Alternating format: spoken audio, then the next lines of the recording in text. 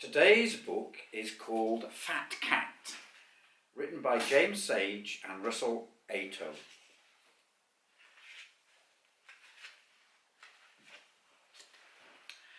Farmer Big lived next door to Farmer Bluster, who lived next door to Farmer Smarts, and they each thought their cornfield was the best.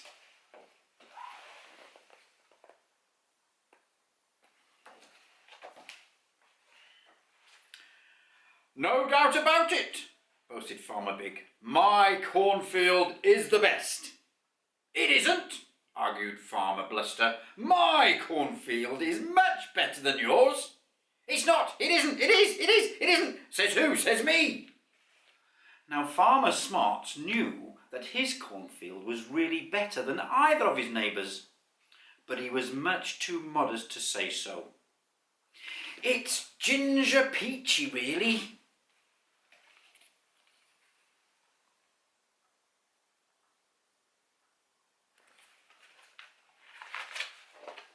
One day, much to the dismay of all three farmers, they discovered that mice had been eating the young corn.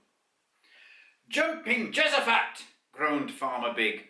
"Would you believe it?" moaned Farmer Bluster. "Dear, oh dear," mumbled Farmer Smarts.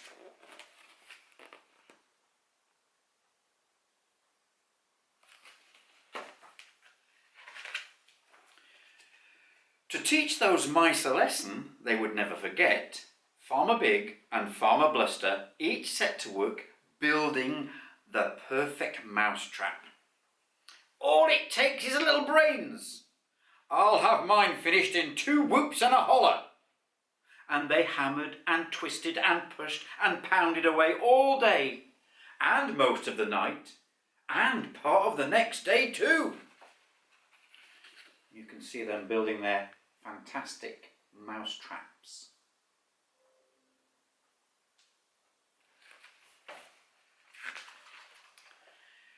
"By jingo, those mice will soon learn who's boss around here," bragged Farmer Big. "With my invention, they don't stand a chance," gloated Farmer Bluster. And when they had finished, they just couldn't help sneaking over to inspect each other's mouse-trap. "Ho, ho, ho, ho! A non-starter if ever I saw one," smirked Farmer Big. "Oh, he hasn't the foggiest," snickered Farmer Bluster.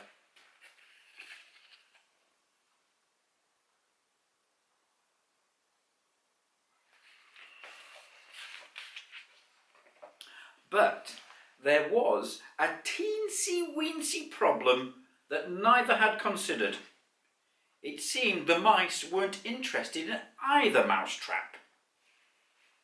It's your little mice. "Hurrah! Let the good times roll! What a piece of junk! He calls that contraption a mousetrap! Eat away, my hearties! Go for it!"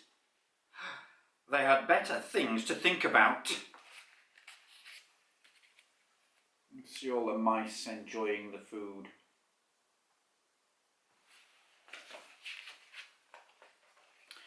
While the mice stuffed themselves, the cornfield of Father Smarts remained strangely untouched. It's time we got to the bottom of this, and maybe mosey over for a little look-see." Which is what they did. And it wasn't long before they discovered the real reason behind Farmer Smart's brilliant success at getting rid of the mice.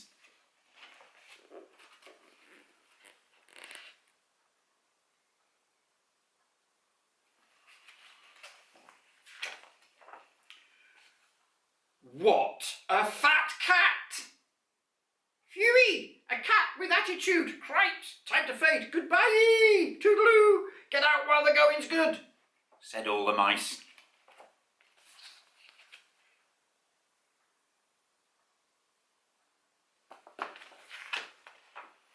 And Farmer Big looked at Farmer Bluster, and Farmer Bluster looked at Farmer Big, and they decided there and then to pinch Farmer Smart's highly efficient mouse catcher.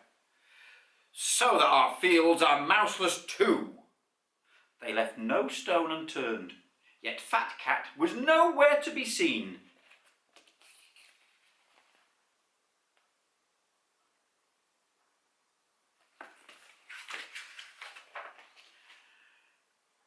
Can't win for losing, it seems, muttered Farmer Big. You can say that again, old buddy, sighed Farmer Bluster. Now, my friends, there's no need to feel glum, said Farmer Smarts. I think what you may be looking for is over there, resting in the hay. Only she's not quite so fat anymore.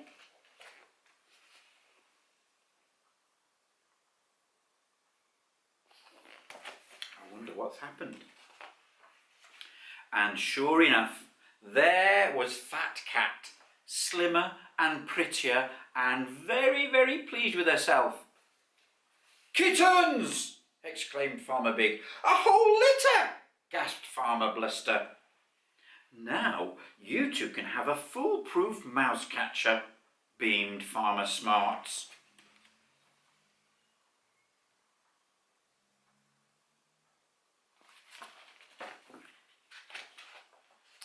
And once the kittens had grown into fat cats themselves, the fields of Farmer Big and Farmer Bluster was soon looking every bit as good as that of Farmer Smarts. I'll call him Butterball. Mine answers to Two-Ton Tessie. But secretly, all three farmers still thought their cornfield was the best. To me, she'll always be Fat Cat.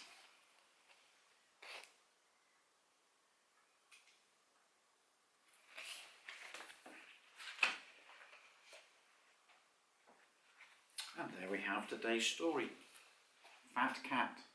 I hope you enjoyed it.